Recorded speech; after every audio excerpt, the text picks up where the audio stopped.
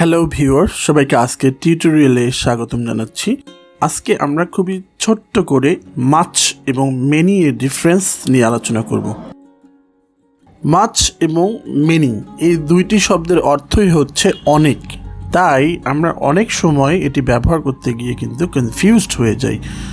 Much water নাকি many water, much knowledge নাকি many knowledge, এরকম আমরা কিন্তু এটি ব্যবহার করতে গিয়ে কনফিউজড হয়ে যাই। সো আজকে আমরা সেই কনফিউশনটা দূর করার চেষ্টা করব। প্রথমে আসি মেনি। মেনি শব্দটি মানে হচ্ছে অনেক, এবং এই শব্দটি মনে রাখবেন কোনো কাউন্টেবল নাউনের আগে বসে। আবার বলছি, মেনি শব্দটি কোনো কাউন্টেবল নাউনের আগে বসে। কাউন্টেবল নাউন কোনগুলো? খুবই সহজ। কাউন্ট মানে হচ্ছে গণনা করা। যেই নাউনগুলোকে একটি, দুইটি, তিনটি এভাবে গণনা করা যায় সেই নাউনগুলোকে বলা হয় কাউন্টেবল নাউন। লাইক বুক, অর্থাৎ বই। বই শব্দটিকে আমরা গুনতে পারি। একটি বই, দুইটি বই, তিনটি বই, এভাবে আমরা কিন্তু গুনতে পারি। ওকে, লাইক একটি ওয়ার্ড হতে পারে পেন। পেন শব্দটিকে আমরা কিন্তু গুনতে পারি। একটা পেন, দুইটা পেন, তিনটা পেন, এভাবে আমরা কিন্তু গুনতে পারি। তাই এটি হচ্ছে কাউন্টেবল নাউন। সো আমরা যখন বলবো অনেক কলম, তাহলে আমাদেরকে অবশ্যই মেনি ইউজ করতে হবে, এবং মেনি এর পরে কাউন্টেবল নাউনটি কিন্তু অবশ্যই প্লুরাল হয়ে যাবে। সো আমরা বলবো মেনি পেন্স। ওকে, মেনি পেন্স। আগে আমরা দেখলাম বুক, তাহলে যদি অনেকগুলো বই হয় তাহলে আমরা বলবো মেনি বুকস। ওকে, এবারে আসি মাছ এর বেলায়। মাছ মানেও অনেক, তবে এটি হচ্ছে কোনো আনকাউন্টেবল নাউনের আগে বসে। আনকাউন্টেবল কি? আনকাউন্টেবল নাউন হচ্ছে যে নাউনগুলোকে আমরা কাউন্ট করতে পারি না, অর্থাৎ গণনা করতে পারি না।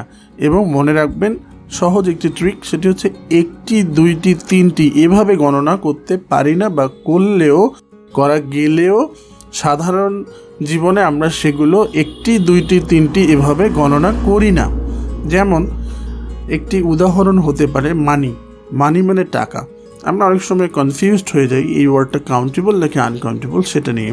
এই ওয়ার্ডটা মূলত আনকাউন্টেবল, কারণ প্রথমত আমরা ভেবে থাকি যে টাকাকে তো গণনা করা যায়, টাকাকে তো আমরা গুনি, তাহলে এটি তো কাউন্টেবল হওয়ার কথা। বাট মনে রাখবেন, টাকাকে গণলেও আমরা কিন্তু একটি টাকা, দুইটি টাকা, তিনটি টাকা এভাবে গণি না, বরং অন্য একক দিয়ে আমরা কিন্তু টাকাকে গণে থাকি। তাই এটি হচ্ছে আনকাউন্টেবল নাউন। এরপরে আরেকটি ওয়ার্ড যেমন হচ্ছে রাইস, চাল। মনে হয় চালকে তো গণা যায়, কিন্তু নর্মাল লাইফে আমরা কিন্তু চালকে একটা চাল, দুইটা চাল এভাবে কিন্তু গণি না। আমরা এটাকে কেজি হিসেবে গণে থাকি, বা অন্য করে একক দিয়ে আমরা এটাকে পরিমাপ করে থাকি। সো রাইস হচ্ছে আনকাউন্টেবল নাউন। তাই যেমন যে কোনো তরল, সেটি হচ্ছে আনকাউন্টেবল নাউন। লাইক ওয়াটার, যেমন কোথাও অনেক পানি আছে, তাহলে আমাদেরকে অবশ্যই মাছ ব্যবহার করতে হবে। আমরা যদি বলি যে মেনি ওয়াটার, তাহলে সেটি ভুল হয়ে যাবে। আমাদেরকে অবশ্যই এখানে মাছ ওয়াটার ব্যবহার করতে হবে। এভাবে নলেজ মানে জ্ঞান, জ্ঞানকে তো আমরা গুনতেই পারবো না, এটি সহজেই বোঝা যাচ্ছে। তাহলে আমরা যদি বলি যে অনেক জ্ঞান, তাহলে আমাদেরকে অবশ্যই মাছ নলেজ ব্যবহার করতে হবে।